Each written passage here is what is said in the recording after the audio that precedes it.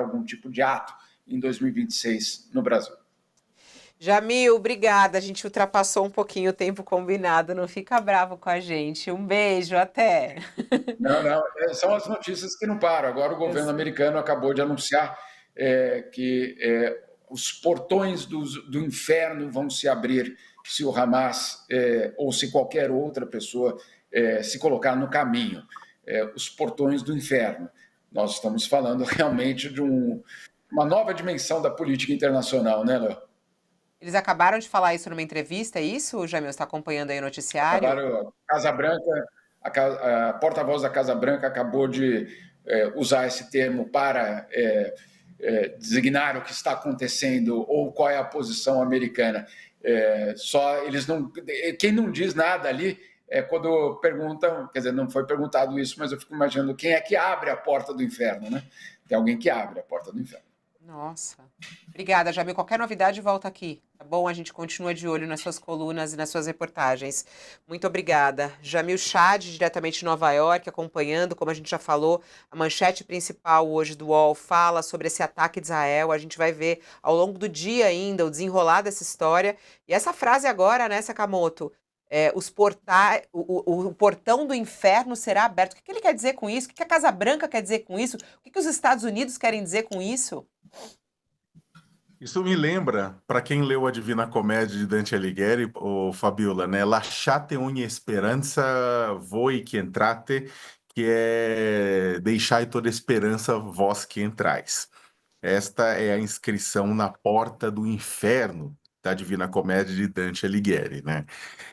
Basicamente, a declaração do governo americano é isso, explicada por Dante alguns séculos antes, né? Alguém ainda aqui tem esperança de paz na Palestina através de uma mediação norte-americana? Deixai toda esperança a vós que estáis aqui, porque isso não vai haver, isso não vai acontecer. A gente está entre um genocídio e a gente está, de um outro lado, entre uma interminável guerra, né, que só assola a vida de dois povos que querem a paz. Os povos querem a paz, seus líderes não necessariamente, né? E aí, Fabiola, tem um ponto que acho que tem que ser considerado. Essa trégua, esse cessar-fogo de algumas semanas, né?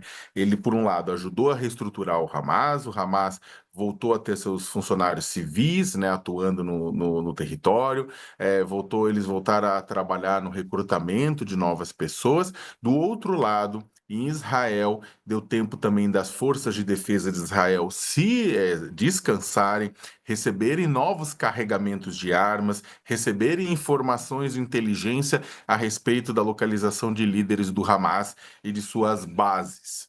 Agora, Israel quer voltar para lá com o apoio da ultradireita, que dará votos para que Netanyahu permaneça no poder, para terminar o serviço sujo. E aí a pergunta é: até quando o serviço sujo quando será considerado como terminado? Quando 2 milhões de palestinos forem empurrados para a Jordânia, para o Egito ou para o Mediterrâneo, né? O que é uma tremenda de uma ironia, né? Você vai conversar com muitas pessoas em Israel, eles ainda lembram de quando os países árabes tentaram empurrar Israel para Mediterrâneo, os israelenses para Mediterrâneo adentro, né? Em guerras décadas atrás, e agora eles querem fazer a mesma coisa com os palestinos, né? E talvez transformar, no final das contas, no tal sonhado resort em Gaza, gerido pelos Estados Unidos de Donald Trump. Fabiola, não há nenhuma. O que aconteceu hoje, né? Coloca por terra, transforma em vinagre, moe, maceta até geleia. Qualquer perspectiva de paz no curto prazo. Eles vão ter que sentar. Os países árabes estão tentando conversar, estão tentando se mobilizar, estão tentando retomar e garantir a paz, mas paz com um ataque como esse, com 400 mortos de lado, de repente, é uma situação que vai demorar muito tempo para as pessoas poderem se recuperar. Eu tentei, só para terminar, eu tentei agora de manhã, eu tenho fontes em Gaza, eu entrevisto pessoas em Gaza, né? Eu tentei conversar com o diretor de um dos principais hospitais que ainda estão abertos na região norte de Gaza, no campo de refugiados de Jabalia. E ele que é sempre de responder rapidamente, ele não respondeu, né? Eu espero que ele esteja apenas ocupado com a clara quantidade de feridos que chegou ao hospital e que nada de pior tenha acontecido a ele. E esse é o ponto, né, o Josias, porque a gente viu, Donald Trump tomou posse e tem feito esse governo do jeito que ele tinha prometido, inclusive, né? E eu acho que essa relação com Israel está nesse caminho. Agora a gente vê mais uma declaração, não é a primeira vez que eles falam isso, da porta do inferno, né? E a forma como ele encara a faixa de Gaza. O que que isso significa, Josias? É para esquecer realmente esse cessar-fogo? Voltamos nessa escala mais forte da guerra entre Israel e o Hamas? Ninguém falava em paz, não é, Fabíola? Falava-se num precário cessar-fogo.